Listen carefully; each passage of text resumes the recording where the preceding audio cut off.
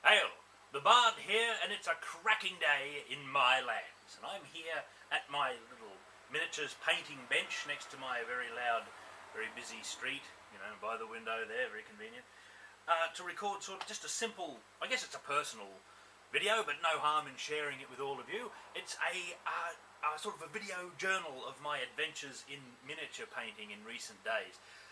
The main point is to keep notes on the colours that I've used on models and the techniques that I've been using so that I don't forget. I do keep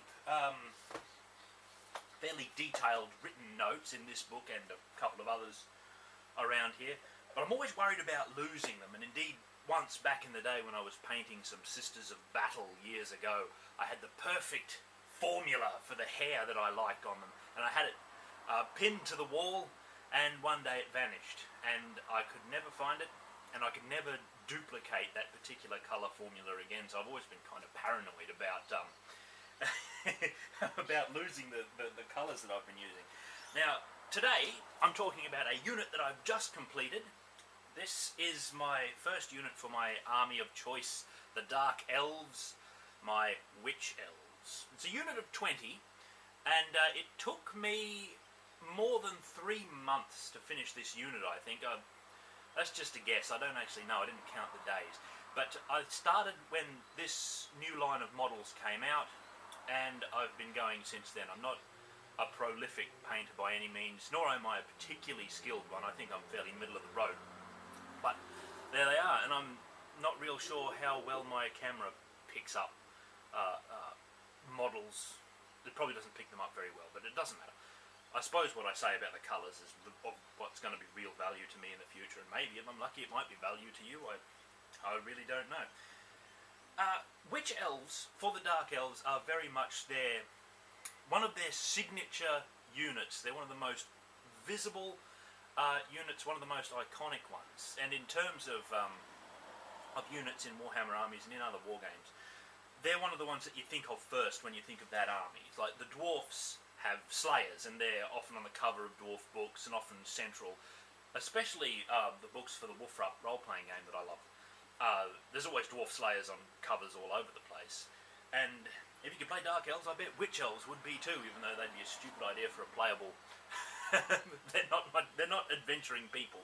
They're murderesses and horrible priestesses of Cain, the god of murder. But no matter. Now, in painting these, I gave some thought to the colour scheme, and I went with fairly traditional colours, and I looted several painting techniques from this issue of White Dwarf that came out when the new Dark Elves were released.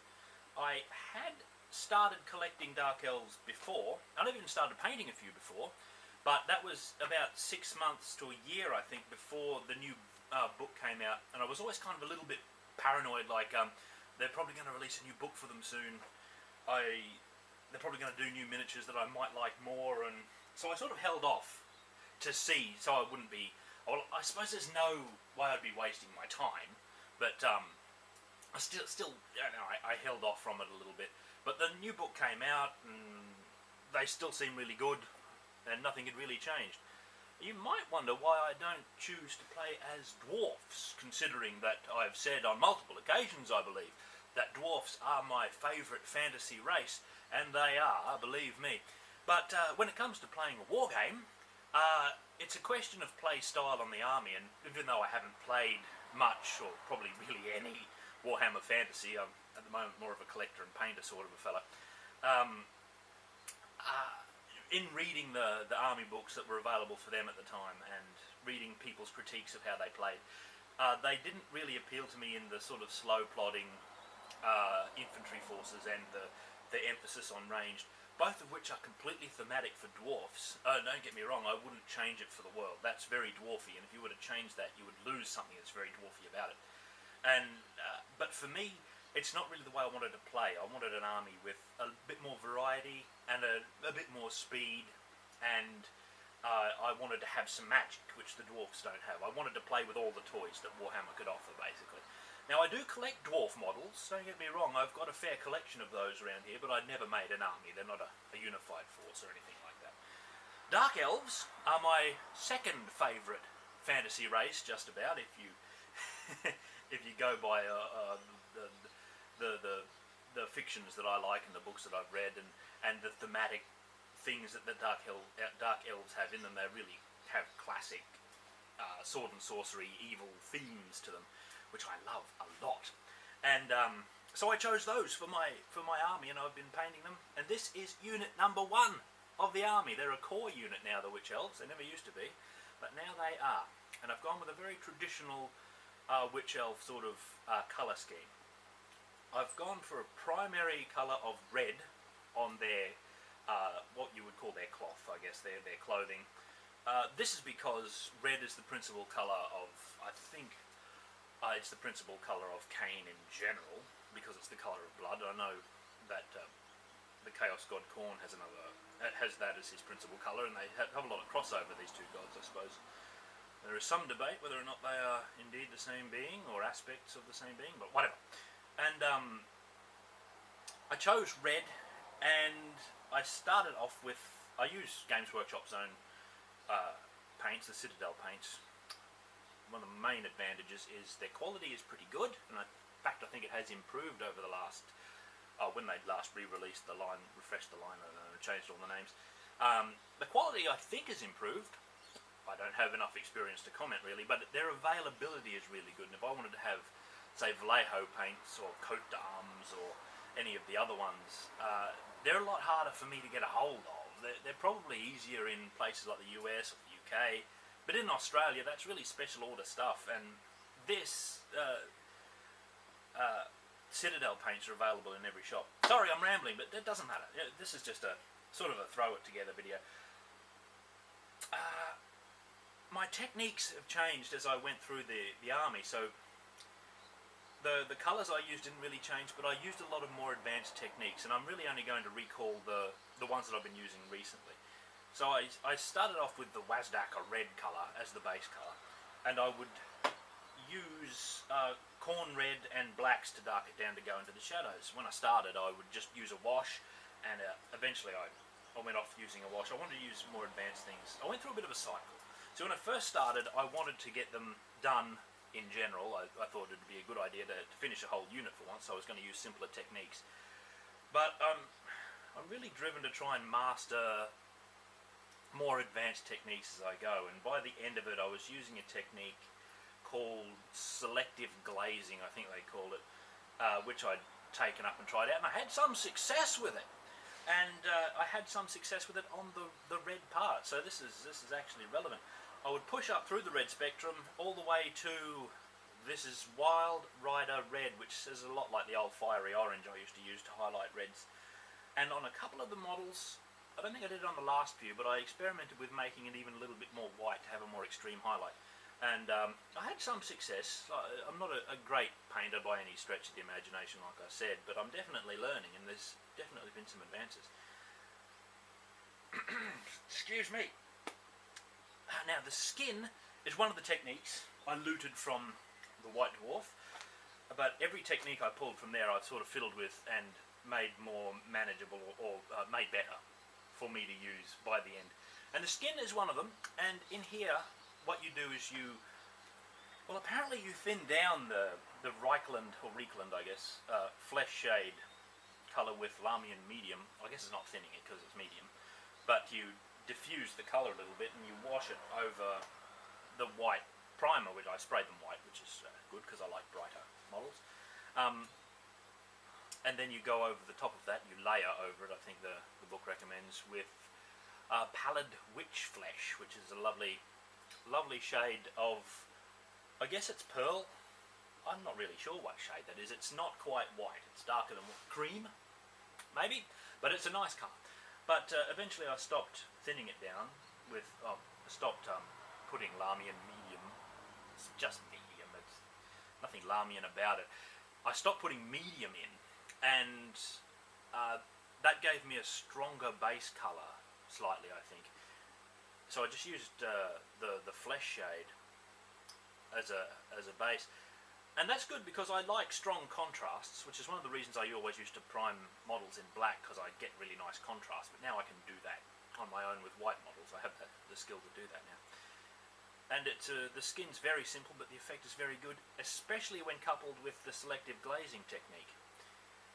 The other important place I looted GW techniques from is the hair. I used their hair technique pretty much as is, except I started using the glazing technique on it, and it works out very well. I don't know if you can see there. The hair is huge on these models. It's one of the great banes of them, to be honest with you, because they are a nightmare to get to rank up. Because no matter what, how you pose them or where you put them on their base, there's going to be some overhang, and you have to bear that in mind, so you can't build them and paint them one at a time. It's very tricky to do this. This configuration that they're in here on this movement tray is the one configuration they will sit in, so I've kind of got to be aware of who stands where on this unit if I ever get around to using it when I take them off as they take wounds in battle. But for the colour on the hair, I used the Games Workshop method, but I added a streak of blue. Now this I did for a couple of reasons. The first is I saw a technique where they had streaked Witch Elves' hair with red, and I thought that looks nice, but I didn't want too much red. I like red as a colour, but I don't like to overdo it. So I decided I'd have this really light blue colour, and it turned out pretty good, and so I just kept doing it, and it worked out very well. I push up through blue. I start with Lothern blue, and I just mix in the various tones until I get up to eventually I start highlighting it with Pallid Wych Flesh again. It's a very common colour for me to use on these.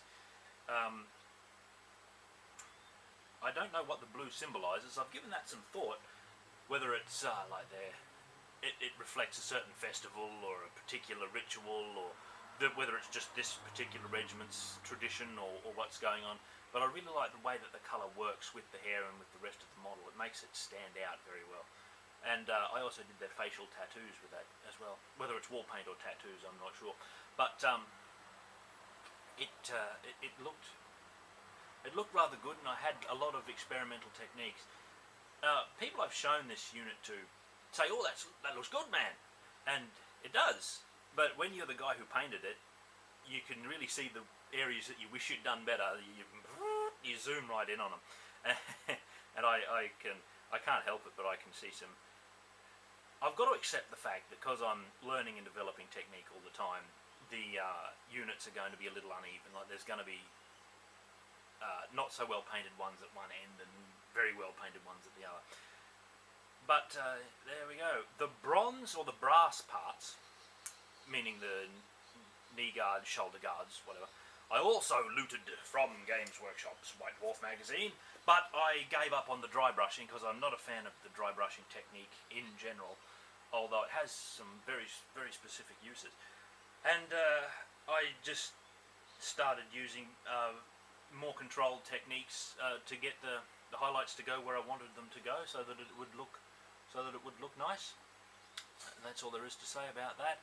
And I had a great deal of success with the leather boots. They're black, which is something I'd always had trouble with. The bane of me was always painting black for some reason. I found it very difficult to highlight using only basic technique. But now that I've taken up sort of selective glazing, I don't know if that's the best technique to use, but I've had more success with that on black, and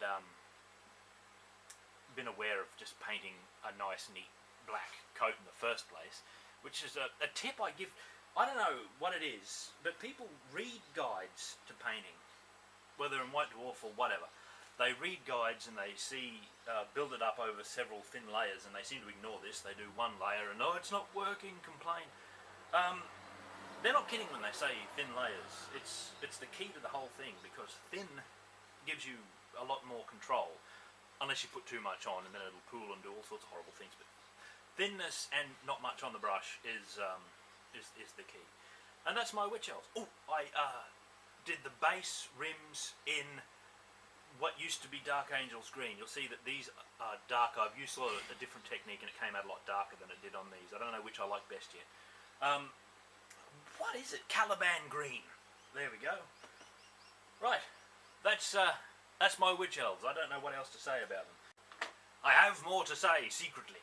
This unit of Witch Elves also represents The first successful use that I've ever had, my first use and successful use, it went well, of transfers on the banner. And the banner is one of probably the worst painted things on here. It's red, but I used the basic technique and it didn't turn out as well as the later reds did. One day, if I fancy, you know, I might paint a new banner bearer, but I might not too. Like, I don't know if I'd ever have occasion to do so. Sorry, the blades. I should have talked about those. I started just washing them in purple, but eventually I went to a much more controlled technique, as has become sort of a theme, where I've tried to simulate where shadow would be on the blade. I haven't done so well there, though. I've still got a lot to learn about that. I've had some, but this one is particularly good.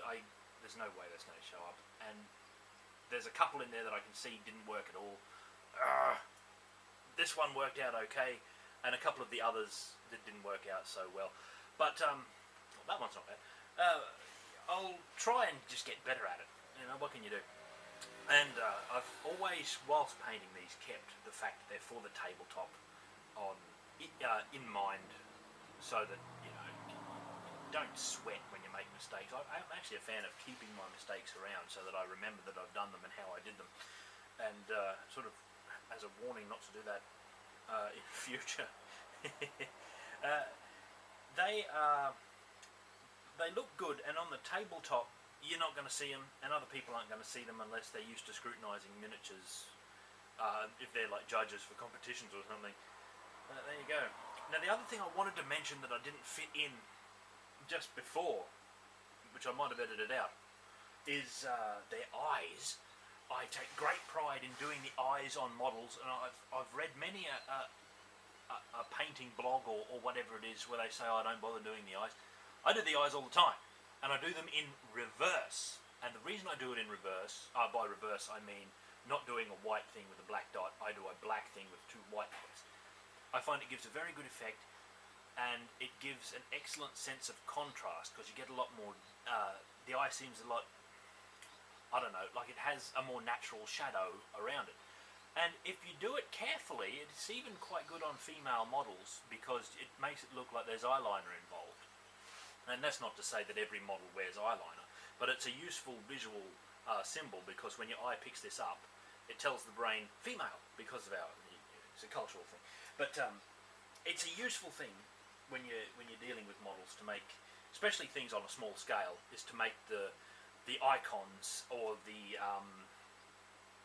symbolism, I guess, the sort of cultural symbolism, as loud as you can, so that when people even glance at it, they can immediately translate what you were trying to do into a cohesive message that you've communicated.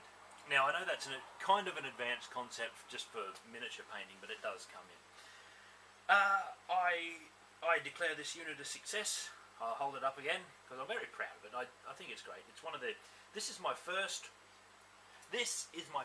full unit of fantasy miniatures, and I'm very happy, and I'm looking forward to doing the rest. I have a sorceress I'm going to do soon. It's not here, it's over there.